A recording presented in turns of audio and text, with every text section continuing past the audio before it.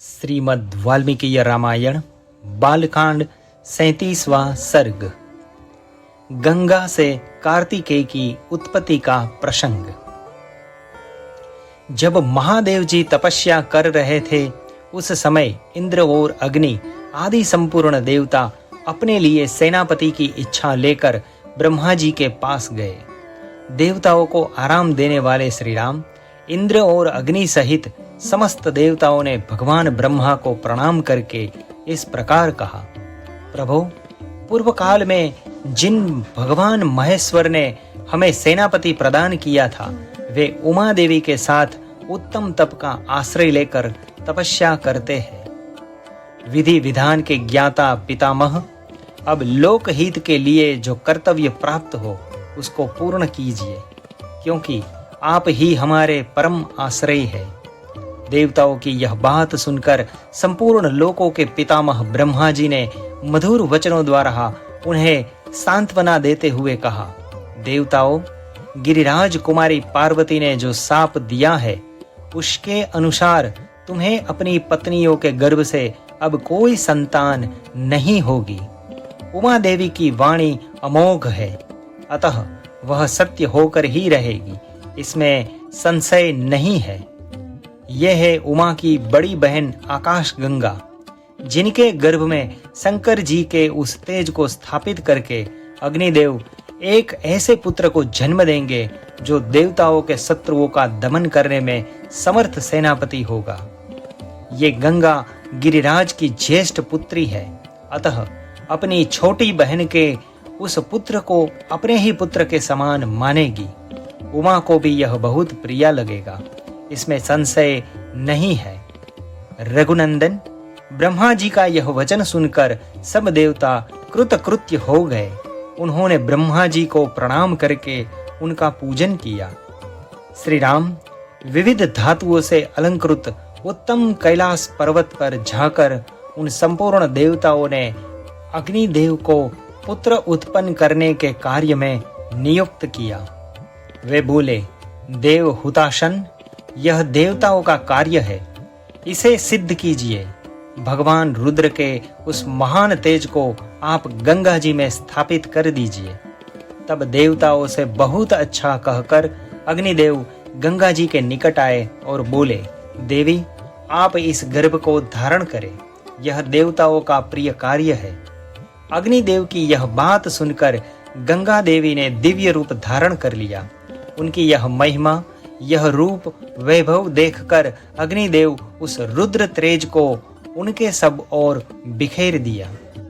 रघुनंदन, अग्निदेव ने जब गंगा देवी को सब ओर से उस रुद्र तेज द्वारा अभिषिक्त कर दिया, तब गंगा जी के सारे स्रोत उससे परिपूर्ण हो गए।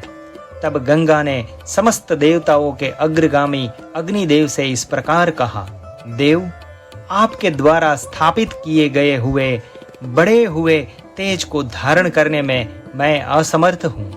इसकी आंच से जल रही हूँ और मेरी चेतना व्यथित हो गई है। तब संपूर्ण देवताओं के हविष्य को भोग लगाने वाले अग्निदेव ने गंगा देवी से कहा, देवी, हिमालय पर्वत के पार्श्व भाग में इस गर्भ को स्थापित कर दीजिए। निष्पाप रघुनंदन, अग्नि की यह बात सुनकर महातेजस्विनी गंगा ने उस अत्यंत प्रकाशमय गर्भ को अपने स्त्रोतों से निकालकर यथोचित स्थान में रख दिया।